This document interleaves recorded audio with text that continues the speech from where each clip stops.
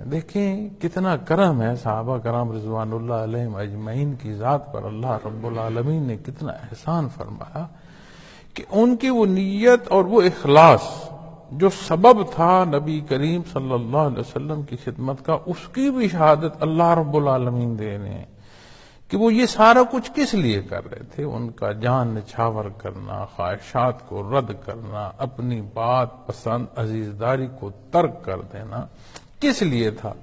ایک دفعہ حضرت ابوبکر صدیق رضی اللہ تعالی عنہ کے بیٹے، پہلے وہ اسلام نہیں لائے، اور شروع زمانے میں اہل بدر جب نبی کریم صلی اللہ علیہ وسلم کی معیت میں مقام بدر پر پہنچے تو وہ کفار مکہ کے لشکر میں تھے، اور بعد میں باہم گفتگو کرتے ہوئے تو انہوں نے عرض کی والد محترم سے کہ شفقت جو پدری ہے وہ لحاظ تھا، والد کا جو لحاظ تھا۔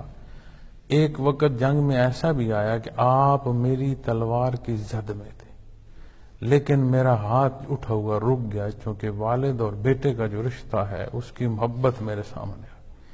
تو حضرت ابوبکر صدیق رضی اللہ تعالی عنہ نے فرمایا کہ تم شکر کرو کہ تمہاری گردن میری تلوار کی زد میں نہیں تھی، وگرنہ میں تمہاری گردن اڑا دے۔ حیران ہو گئے کہ آپ کو شفقت پدری نہ روکتی۔ تو انہوں نے فرمایا جو نبی کریم صلی اللہ علیہ وسلم کے خلاف صف آ رہا ہے اس کے ساتھ کون سی شفقت ہے، اور کون والد اور اولاد کا رشتہ اس کے ساتھ۔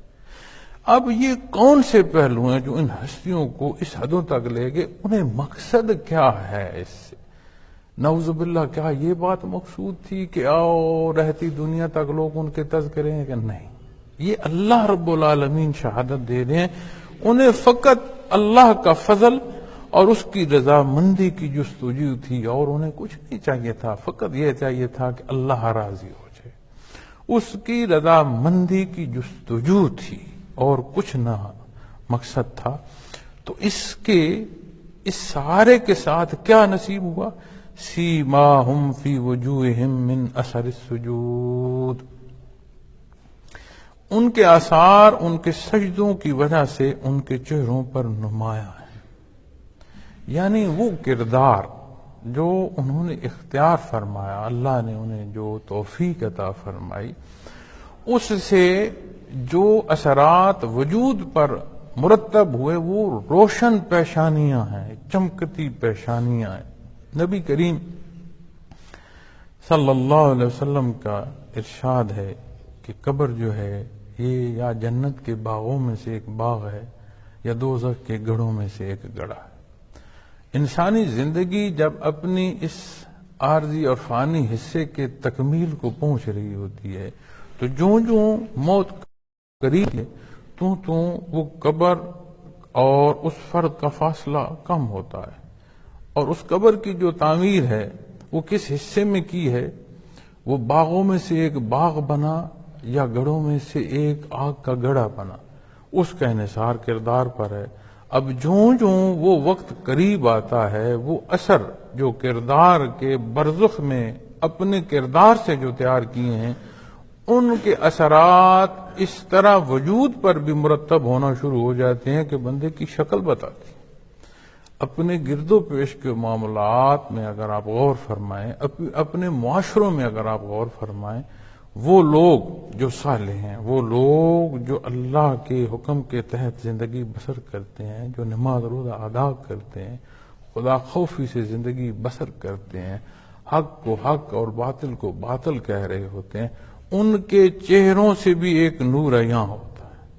اب وہ اثر جو ان کا برزخ میں جو حصہ تیار ہو رہا ہے اس کی کیفیت ان کے وجودوں پر وارد ہو رہی ہے۔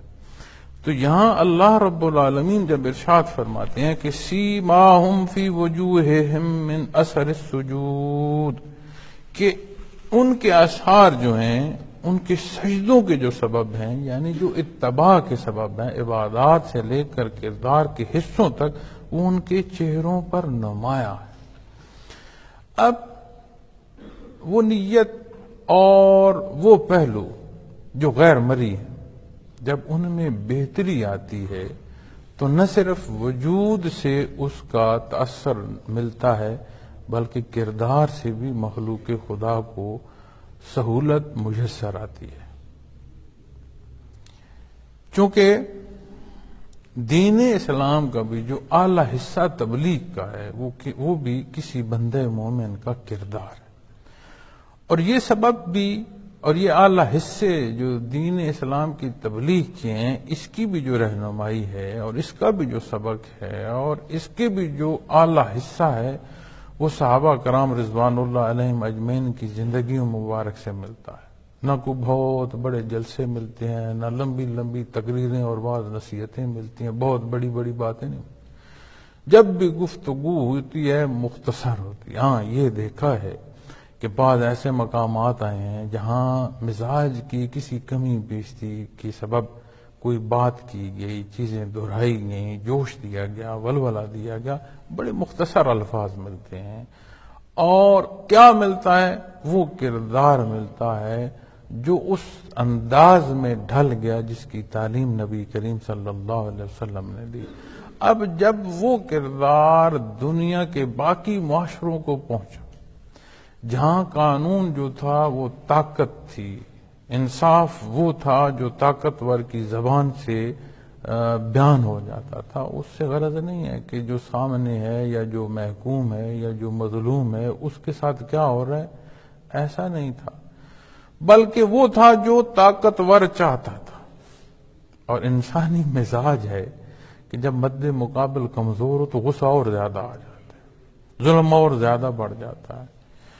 تو کیا سبب بنا ان معاشروں میں بھی وہ طاقتور حصے جو ہیں وہ الٹ دیے گئے، مخلوق خدا سامنے آ گئی، سینہ سپر ہو گئی، اپنے آپ کو شہادت کے درجوں تک سرفراز کر لیا، مگر ظلم کو پنپنے نہ دیا، اسے روک دیا. کیا سبب تھا؟ وہ کردار تھی جو نبی کریم صلی اللہ علیہ وسلم نے تعمیر فرمایا، صحابہ کرام رضوان اللہ علیہم اجمعین نے.